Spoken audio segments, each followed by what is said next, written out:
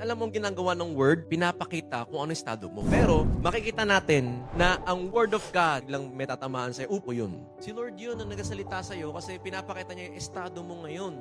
So pag sinabi natin dito, okay, kailangan matuto tayo magpatawad, kailangan alaya tayo sa utang, hindi po tayo ginajudge. Sinasabi ng Lord sa atin, eto yung present mo, pero that's not your final destination. Si Lord gusto kang dalhin from your present to your very good future. Yun ang plano ng Diyos, pero hindi ka makakapunta from your now to your future kung hindi mo i-acknowledge yung present condition mo. Kaya yung Word of God, ganun lang sa atin, knowledge lang, pero hindi mo tinitignan sa sarili mo ang may isip mo, sana pakinggan to ng kapatid ko kasi tamang-tama sa kanya. Hindi, bro, sa'yo yun.